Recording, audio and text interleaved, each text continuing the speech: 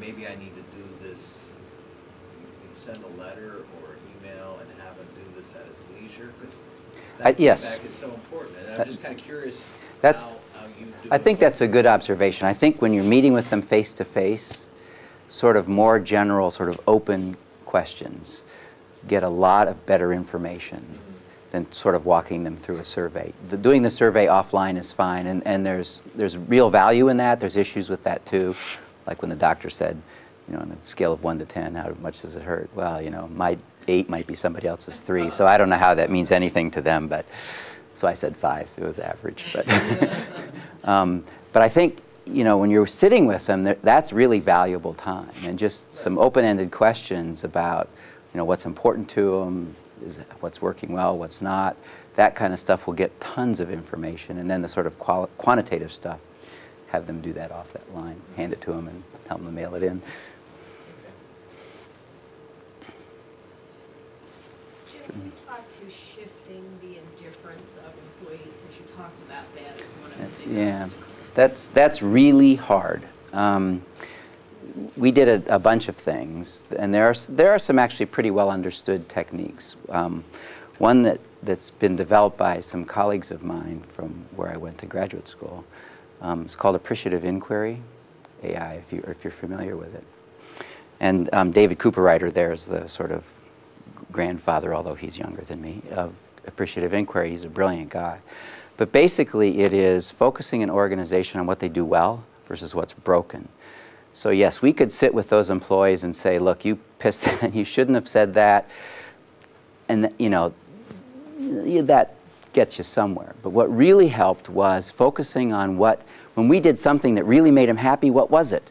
Let's just do more of that, as opposed to focusing on stopping doing what doesn't work. And it really is pretty powerful, actually. So we did that. You know, we kind of asked people what, you know, asked the customers too.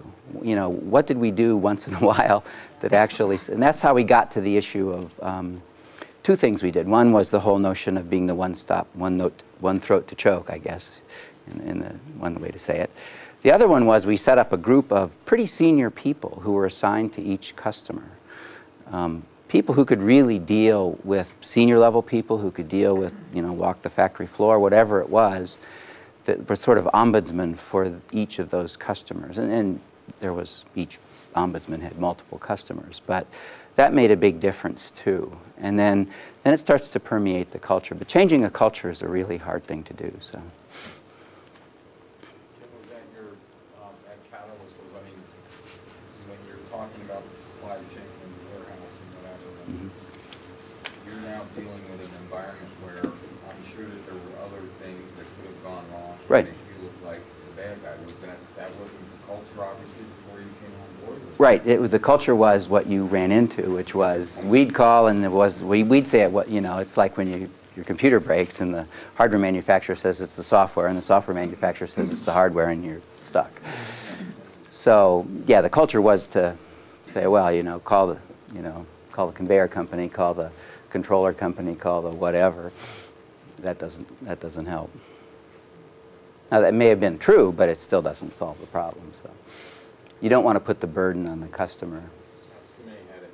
Yeah. He's got enough on his plate, or she's got enough on his plate. And it's interesting, and I actually should have said it in the beginning.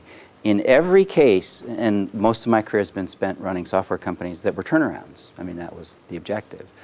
And in every case, and the biggest issue was customer satisfaction. Different flavors of it, because Catalyst was very different from, GIAC was different from some of the others in a half a dozen instances, and in the companies that Steve and I work with too. One of the biggest issues in stunting growth or causing those companies to be in problem, it was very consistently, it presented itself different and it had different flavors, but in every case it was unhappy customers that were the issue. If you fly around the country and you listen to everybody yell at you, you really do have to fix it then. Because if you don't fix it, you're worse off than if you never showed up in the first place. So showing up is very important, but then fixing it is equally. We backed it up because we started right. to say the oldest 5 orders in the company right. are these. Yep. And we kept that as But can you imagine if I'm the new CEO and I show up and talk to the CIO of General Motors or something, and he tells me his horror story, and then I leave, and I'm now the 10th guy that he's told it to, and nobody ever did anything, then, you know, for sure they're gone. But so you do have to follow up, and you're absolutely right. But how did you manage that expectation setting? Because you've got... Well, the advantage we had, and it's every case is different, but in the case that you, at Catalyst that you're referring to, we didn't have a gazillion customers. I mean, we had 50 really big ones. So I stayed in touch with every one of them as often as I could. But the important thing was I had to be, I mean, when I show up at General Motors and they tell me that they have some sort of issue in their warehouse, I have no clue what they're talking about. And they're okay with that, actually. If you ask questions, they're more than happy to explain it to you. So that's okay, as long as they think you're really paying attention and give a damn. But then I had to make sure that there was somebody behind me, and I had to make sure that they were following up and make sure that that was being communicated back to them. And so, you know, in every case wasn't perfectly smooth, but eventually we got through it all. So The other part about changing corporate culture I wanted to touch on too was changing the reward structure. Was any of that part of changing the culture a little bit in terms of how people were compensated and measured? A little bit. It wasn't, actually it wasn't a lot. Because you can't really, it's hard to put in, I mean, you know, there are incentive plans for call centers and certainly for salespeople and those kinds of things. And we did have, you know, sort of profitability incentives for the ombudsman, but it wasn't pervasive through the organization because it's sort of difficult to do. But you do measure it. You know, people will do what you measure, for sure. And then it obviously affected their reviews, and in a sort of perverse sense, I mean, the company was bleeding money fast enough that we had to actually lay people off. So the people that were there, you know, realized that the success of the company, their job was really a function of the success of the company as well. And it, you know, and people do, without making that a big negative, like playing not to lose or something. You know. Sure. Can I go back to his first question? I think one of the Sure. key things. Because I didn't answer it. You can't do No. it in all businesses, but if you can identify where you're going to let a key customer down, I found the best thing in the world is to beat him to the punch. If Yeah. you go with the bad news to him, Yep. it's a different world. It is. You say, here's what went wrong. I'm sorry, you really screwed up, and here's what we're trying to do about it. Yep. You've just paved the way for permission. Yep. Now you still got to work at it. You do. But you can screw up and still get away with it if you beat him.